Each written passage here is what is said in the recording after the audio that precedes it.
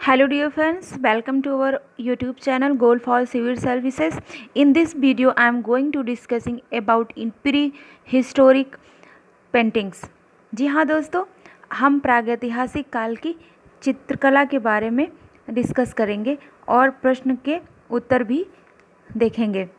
कुछ हम बहुविकल्पीय प्रश्न बनाएंगे, उनको आंसर करेंगे और मेंस का भी क्वेश्चन देखेंगे और ये भी समझेंगे कि प्रागैतिहासिक काल क्या होता है, उसकी चित्रकला कैसी है, कहाँ कहाँ मिली है, उसकी विशेषताएं क्या हैं, कौन कौन से प्रयोग किए गए हैं, कौन कौन से चित्र बनाए गए हैं, ये सभी चीज़ों पर हम डिस्कस करेंगे। तो दोस्तों, सबसे पहले हम समझते हैं कि प्रागैतिहासिक काल क्या है और प्रागैतिहासिक चित्रकला किसे कहते हैं। तो दोस्तों आइए आगे बढ़ते हैं। तो दोस्तों ये हमारा प्रश्न है, भारतीय प्रागैतिहासिक चित्रकला का वर्णन कीजिए। तो हम इस क्वेश्चन के तहत संपूर्ण बहुआयामी सभी कोणों से इस टॉपिक को कवर करेंगे ताकि कुछ भी रह ना जाए। तो दोस्तों हम ये समझते हैं कि प्रागैतिहासिक काल होता क्या है, तभी हम समझेंगे कि प्रागैतिहासिक चित्रकला किसे कहते हैं। तो दोस्तों, अत्यंत प्राचीन काल जिसके लिए कोई पुस्तक या लिखित सामग्री या दस्तावेज उपलब्ध नहीं है, उसे प्राग इतिहास यानी प्रागैतिहासिक काल कहते हैं। और जो वो मानव था उस युग का, उसने अपने मनोभावों को अपने अभिव्यक्त करने के लिए जो है गुफाओं को चुना। वहाँ वो रहते थे, शैल आश्रय पाए गए हैं पाषाण काल के, जहाँ वो रहते थे और उन्हीं शैलों की गुफाओं में, शैलों की दीवारों पर, गुफाओं की दीवारों पर चित्रकारी की है, आकृतियाँ बनाई हैं, ज्यामितीय आकृतियाँ हो गई, विभिन्न प्रकार की रेखाओं के द्वारा भांति भांति की आकृतियाँ बनाई हैं, जिन्हें हम प्रागैतिहासिक चित्रकला कहते हैं। तो दोस्तों ये है कि प्रागैतिहासिक काल कब से कब तक था। तो दोस्तों हम जानते हैं कि आदिकाल से लेकर 10 जो है लगभग 20,000 साल पहले जो है पूरा पाषाण काल था, और 10,000 साल पहले तक, और 10,000 साल पहले से 8,000 साल पहले के मध्य में एक ईसा पूर्व की बात हो रही है। उसके बीच में मध्य पाषाण काल आया, मेसोलिथिक एज, और 8,000 ईसा पूर्व से लेकर हड़प्पा सभ्यता तक लगभग 4,000 ईसा पूर्व तक न्योलिथिक एज यानी नवपाषाण काल रहा।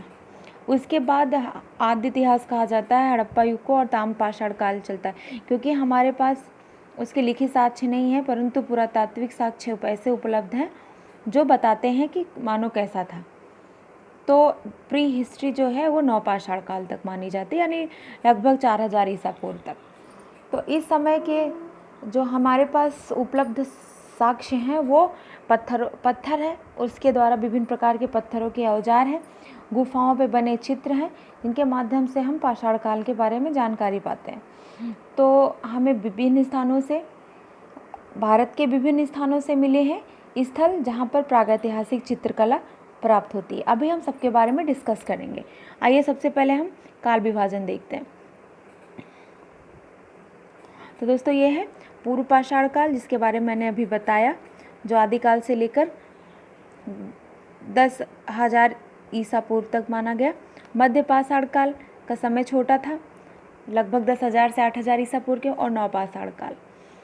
तो इस काल में जो सबसे अधिक चित्रकला मिले हैं, शैल चित्र, वो मध्य पाषाण काल के मिले हैं। ये क्वेश्चन बन सकता है प्रीलिम में MCQ कि किस काल में सबसे ज़्यादा प्रागैतिहासिक चित्र मिले हैं, तो मध्य पाषाण काल में मिले हैं। उसके बाद और भी क्वेश्चन बन सकते हैं कि प्राचीनतम चित्र कब किस काल में मिलते हैं, तो उत्तर पूर्व पाषाण काल में मिलते हैं। जैसा कि आप जानते होंगे दोस्तों कि पूर्व पाषाण काल जो है, इसे उच्च, मध्य और निम्न पाषाण काल में बांटा जाता है। तो निम्न यानी उत्तर पाषाण काल यानी सब अपर पैलोलिथिक एज में प्राचीनतम चित्र मिलते हैं। और भारत में ये भी एक MCQ बन सकता है कि भारत में शैल चित्रों की सर्वप्रथम खोज कब हुई थी, तो 1867-68 में हुई थी। PCS के लिए मोस्ट इम्पॉर्टेंट है। और किसने की थी? आर्कीबोल्ड कार्लाइल ने की थी। और ये क्या थे? ये एक पुराविद थे, पुरातत्ववेत्ता थे। जैसे कि एक बार PCS ने पूछा था कि वो भूगोलवेत्ता थे जिन्होंने कुछ चीज़ें खोजी थी। हालांकि इसमें बताया गया है कि ये पुरातत्ववेत्ता है। तो इस प्रकार हमने देखा कि प्रागैतिहासिक काल क्या है, चित्रकला क्या है और उसका काल विभाजन क्या है। आइए अब हम उनकी विशेषताओं की तरफ बढ़ते हैं। तो विशेषताएं में क्या हो जाएगा कि वो किस प्रकार के रंगों का प्रयोग करते थे। तो सफ़ेद, लाल, हरे आदि रंगों का प्रयोग करते थे। तो इनका प्रयोग, रंग कैसे पाते थे वो लोग, कैसे तैयार किए जाते थे रंग? तो विभिन्न प्रकार के पत्थर, इसीलिए उसे पाषाण युग ही कहा गया है दोस्तों, क्योंकि फ्रेंड्स उस समय सिंथेटिक कलर तो थे नहीं, पत्थर थे, उन्हीं से कलर बनाया जाता था। तो पत्थरों को पीसकर, कैल्स्टेनी नामक पत्थर पीसकर हरा रंग बनाया जाता था। चूना पत्थर से सफ़ेद रंग बनाया जाता, हिरमिच जिसे गेरू कहते हैं उससे लाल रंग बनाया जाता था। और इनको पीसकर उसमें पानी, गोंद या जानवरों की चर्बी जैसा पदार्थ मिलाकर उन्हें रंग बनाया जाता था। तो ये रंग ऐसे थे कि इतने पक्के हो गए कि अभी तक छूटे नहीं हैं। तो इसका कारण क्या है? तो दोस्तों चट्टानों की सतह पर ऐसे ऑक्साइड, यही पुरातत्ववेत्ता यही अनुमान लगाते हैं कि चट्टानों की जो सतहें हैं उस पर जो मौजूद ऑक्साइड है, उन्होंने इन रंगों के साथ रासायनिक प्रतिक्रिया की और इन रंगों को स्थायी बना दिया। और दोस्तों ऐसा नहीं है कि एक बार ही उस पर चित्र बनाया गया है, कई बार उन चित्रों पर फिर से चित्र बनाए गए हैं। ऐसे भीमबेटका, लखुडियार, ऐसे कई जगह से इनके उदाहरण मिलते हैं हमें। तो इसका मतलब कि वहाँ पर पीढ़ी दर पीढ़ी उन्हीं गुफाओं में रहते थे लोग, और समय समय पर अपने आयोजन, अपने उल्लास, मनोभावों को अभिव्यक्त करने के लिए उसी कैनवास का यानी उसी शैल चित्रों का प्रयोग, शैल जो गुफाओं की दीवारें थीं उन्हीं का प्रयोग करते थे। तो और इसके बाद विषय वस्तु क्या है? तो दोस्तों उनकी विषय वस्तु थे शिकार के दृश्यों का चित्रांकन, नृत्य के दृश्यों का चित्रांकन। जैसे दोस्तों हाथों में हाथ डाले जो है लखुडियार में नृत्य करते हुए लोगों के चित्र पाए गए हैं। लखुडियार जो उत्तराखंड में स्थित है, सुयाल नदी के किनारे स्थित है लखुडियार, जहाँ कुमायूं जो अल्मोड़ा ज़िला है वहाँ पर अल्मोड़ा से 20 किलोमीटर की दूरी पर लगभग सुयाल नदी है, उसी के किनारे स्थित है लखुडियार, जहाँ पर शैलाश्रय में प्रागैतिहासिक काल के अनेक चित्र मिलते हैं। और जो है लखुडियार का अर्थ ही है दोस्तों कि 1,00,000 गुफाएं। अभी जब हम स्थलों का डिस्कस करेंगे स्थलों पर तो इसके बारे में बताएंगे। तो ये, और उसके बाद लहरदार लकीरें पाई गई हैं। तो लहरदार लकीरों का भी चित्रण होता था। मनुष्यों के, बच्चों का और मुखौटों का चित्रण, जैसे शिकार करते हुए जो मुखौटे लगाते थे, हर्षोल्लास में मुखौटे लगाते थे। और सुंदर कपड़ों का, कभी कभी सुंदर कपड़े पहने हुए दिखाए गए और कभी कभी बिना कपड़ों के भी चित्रण हुआ है। पक्षियों का भी चित्रण हुआ है, मनुष्यों का भी, और ज्यामितीय डिज़ाइनों का भी अनेक बिंदुओं के समूह में इन चित्रों को दिखाया गया है। और दोस्तों जानवरों की बात करें तो हाथी, जंगली सांड, बाघ, शेर, सुअर, बारहसिंगा, हिरन, तेंदुआ, चीता, गैंडा, मछली, मेढक, छिपकली, गिलहरी जैसे छोटे छोटे बड़े जानवरों का भी और पक्षियों का भी चित्रण मिलता है। दोस्तों दिखाता है कि उस समय के जो मनुष्य थे वो कितना प्रकृति के नज़दीक थे और कितनी ज़्यादा जैव विविधता थी जिनका चित्र बनाया वहाँ के लोगों ने। अनेक प्रकार के समूहों में शिकार होता था, उसके दृश्य भी हैं। मानव जीवन के संपूर्ण जीवन पर्यावरण का लगभग चित्रण मिलता है। अगर हम भीमबेटका की गुफाएं देखें तो उसमें बच्चों को दौड़ते, भागते, उछलते, कूदते दर्शाया गया है। और जो है मनुष्य, जो वहाँ के मनुष्य हैं उनको साज सज्जा के साथ सुरुचिपूर्ण रीत से दिखाया गया है। स्त्रियों को निर्वस्त्र और सवस्त्र दोनों ही रूपों में चित्रित किया गया है। इस प्रकार एक आम जीवन का प्रदर्शन मिलता है उन चित्रों के माध्यम से। और ज्यामितीय आकृतियाँ भी मिली हैं। तो इस प्रकार हम देखते हैं प्रागैतिहासिक मानव ने अनेक प्रकार से चित्र बनाए हैं, रंगों का निर्माण भी किया और खुद ही कैनवास भी खोजा, गुफाओं की दीवारें। अब हम दोस्तों देखते हैं कौन कौन से स्थल हैं।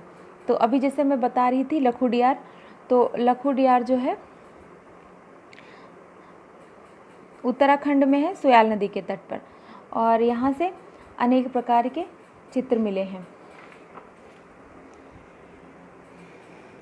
और इन जो चित्र हैं, चित्रों को हम 3 भागों में भी बांट सकते हैं, मानव चित्र, पशु चित्र और ज्यामितीय आकृतियाँ। और कुप्पलगल्लू जो है ये अब तेलंगाना में है, पहले आंध्र प्रदेश में था और अब इसका विभाजन होकर तेलंगाना में आ गया है। और पिक्कलिहल और टेक्कलकोटा कर्नाटक के स्थल है और भीमबेटका मध्य प्रदेश के हैं।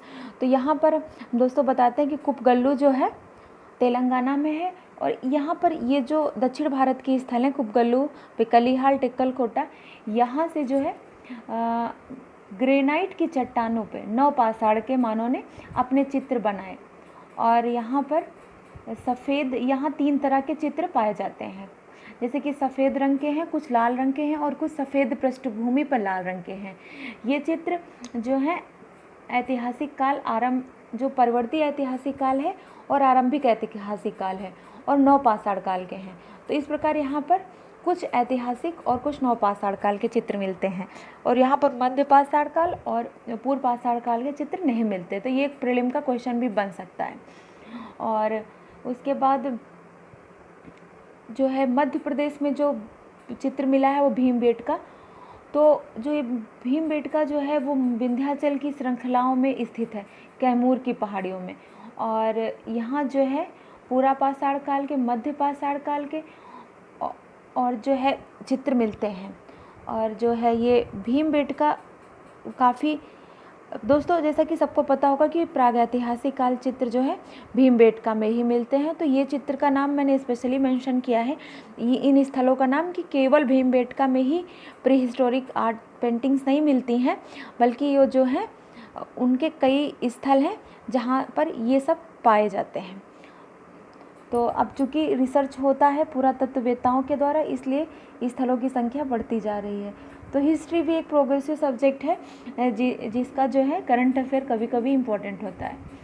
तो दोस्तों ये जो भीमबेटका की गुफाएं हैं, इनकी खोज जो है 1957-58 में डॉक्टर B.A. वाकड़कर ने की थी।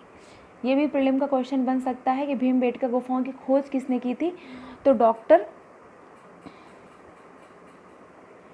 V.A. वाकड़कर, V.A. वाकड़कर ने की थी। तो उसके बाद सबसे ज़्यादा चित्र जो पाए गए हैं वो यहीं भीमबेटका से पाए गए हैं। किस काल में पाए गए हैं, तो मध्य पाषाण में है। और कौन सा स्थल है जहाँ सबसे ज़्यादा पाए गए हैं, वो भीमबेटका है। और यहाँ पर अनेक विषय और रोज़मर्रा की घटनाओं का चित्रण मिलता है, धार्मिक हो, भव्य हो, सबका भव्य चित्रण किया गया है। शिकार, नृत्य, संगीत, हाथी घोड़ों की सवारी, जानवरों की लड़ाई, शहद इकट्ठा करना, शरीर सज्जा, छद्म वेश, मुखौटा लगाना जैसी अनेक घरेलू गतिविधियों के चित्र बनाए गए हैं जो है। और अगर हम देखा जाए कि भीमबेटका जो शैल कला है, उसकी जो शैली है, तकनीक है और उसका जो आधार है, उसके आधार पर पुरातत्ववेत्ताओं ने इसको कई श्रेणियों में बांटा है। तो इनको जो है 7 कालावधियों में बांटा है। तो ये भी आ सकता है कि भीमबेटका के जो चित्र हैं वो केवल मध्य पाषाण काल के हैं, तो नहीं दोस्तों, ये 7 कालावधियाँ हैं, मतलब 7 कालों में इनका निर्माण हुआ है, चित्र बनाए गए हैं इन गुफाओं पर। तो इनमें जो पहला है तो वो उत्तर पूरा पाषाण काल है, जैसे कि हम जानते हैं कि भारत में उत्तर पूरा पाषाण काल से ही चित्र मिलते हैं। दूसरा मध्य पाषाण युग है और तीसरा ताम्र पाषाण युग है। तो ये 3 कालावधियों के बाद जो 4 ऐतिहासिक कालावधियाँ होती हैं, तो उनका वर्णन भी हम आगे करते जाएंगे, क्योंकि अभी प्री हिस्ट्री चल रही है, तो प्री हिस्ट्री की चित्रकला ही हम डिस्कस करते हैं। तो उसके बाद हम एक चीज़ और है दोस्तों इन प्रागैतिहासिक काल की चित्रकला में, कि जैसे जैसे हम उत्तर पाषाण काल, मध्य पाषाण और नव पाषाण काल की आगे बढ़ते हैं तो चित्रों की जो आकृतियां हैं वो जो है, चित्रों की जो आकृतियां हैं, तो दोस्तों जो इस युग की जैसे जैसे हम आगे बढ़ते हैं तो जो चित्रों का निर्माण है, उनका रेखाकरण है, उनकी आकृतियां हैं वो छोटी से छोटी होती जाती हैं और उनका जो है संख्या जो है हालांकि बढ़ रही है, लेकिन उनका जो है आकार छोटा हो रहा है और जो है कलर जो है हरा और गहरा लाल रंग अधिक प्रयोग किया गया है। और ऐसा भी लिखा गया है एनसीईआरटी की बुक में कि हरे चित्र नर्तकों के और लाल चित्र शिकारियों के हैं।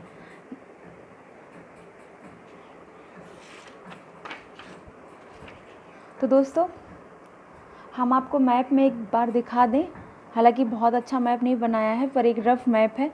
हाँ, उत्तर प्रदेश के मिर्ज़ापुर में सर्वप्रथम खोजी गई थी प्रागैतिहासिक काल की चित्रकला।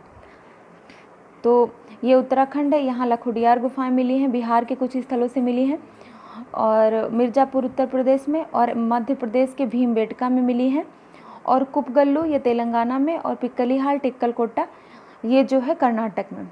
तो इस प्रकार दोस्तों हमने प्रागैतिहासिक काल की चित्रकला के बारे में बताया आपको। उम्मीद है कि आपको ये हमारा वीडियो लेक्चर से काफ़ी नॉलेज मिला होगा, काफ़ी समझ में आया होगा, आपके कुछ डाउट्स क्लियर हुए होंगे।